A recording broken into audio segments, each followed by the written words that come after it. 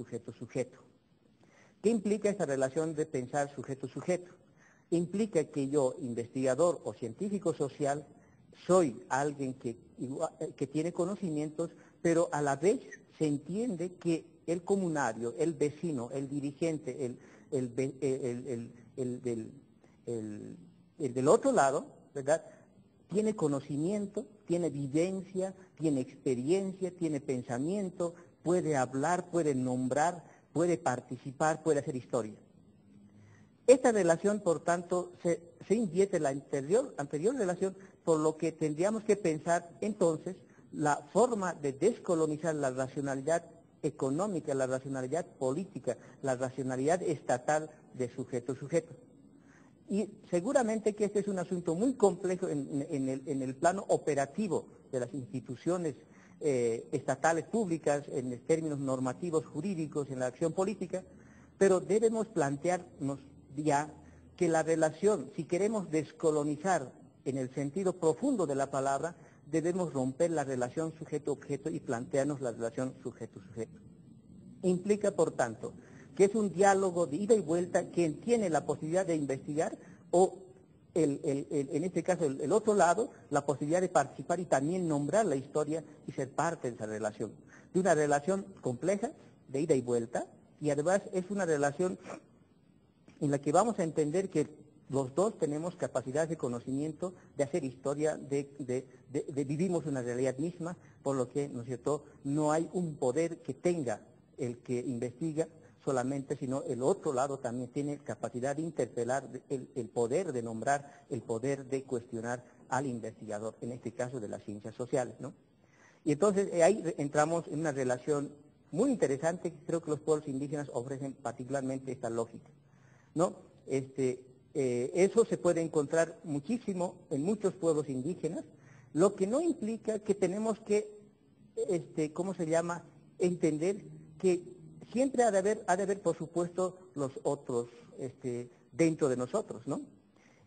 Los seres humanos somos nosotros, hay los otros, pero están relacionados en tanto que pueden ser las montañas como sujetos también de nuestra relación, ¿no? Pero esa relación como otro no es la relación de que no tiene nada, sino se entiende que ese otro lado puede conversar, puede tener fuerzas que te pueden influir para tu accionar y tu forma de pensamiento. Este es uno de los principios que habría que discutir profundamente para pensar cómo se puede pensar el proceso de descolonización. Por lo que entonces, ¿verdad?, descolonizar implica varias cosas, en el sentido más práctico, institucional del Estado. El sistema colonial, sin duda, es un sistema intersubjetivo, es un fenómeno económico, es un fenómeno político, es un fenómeno social, ¿no? Lo que implicaría en este caso es que la descolonización es desmontar esas jerarquías, ese sistema de racialización, ese sistema de clasificación, y desmontar significa, en el sentido lato de la palabra, deshacer esas lógicas, esas construcciones, esos sentidos y esos principios de formalidad institucional que producen un tipo de orden. Por lo que diría tal vez Frantz Fanon, descolonizar es un asunto doloroso, porque en principio afecta al ser, porque mueve la interioridad, la intersubjetividad de la construcción colonial construida en uno. Y la posibilidad de cambiar y pensar de otro modo, pues es doloroso, tanto en quien es colonizado, en tanto quien es el colonizador.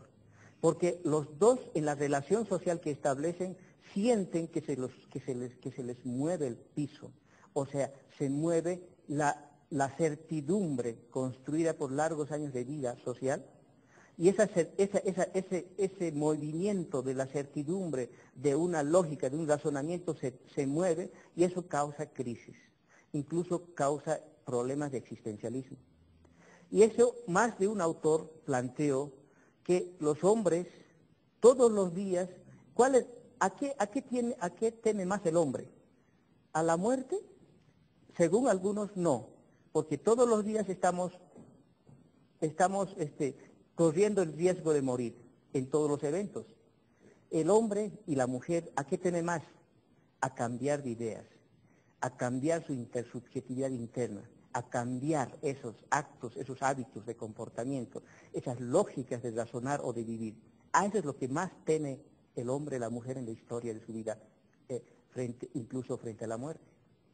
Entonces, implica descolonizar, remover la intersubjetividad internalizada, tanto en los dominantes, en los dominados, la certidumbre de una idea, de un hecho, de un orden económico-político, y cambiar eso cuesta y es doloroso.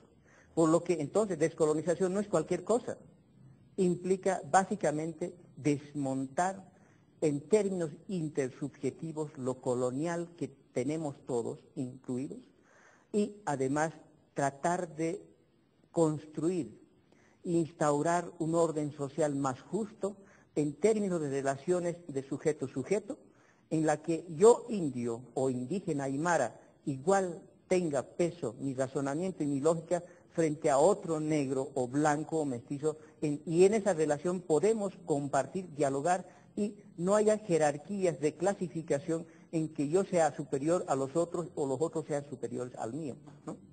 Esto entonces implica básicamente uno de los hechos fundamentales de la descolonización.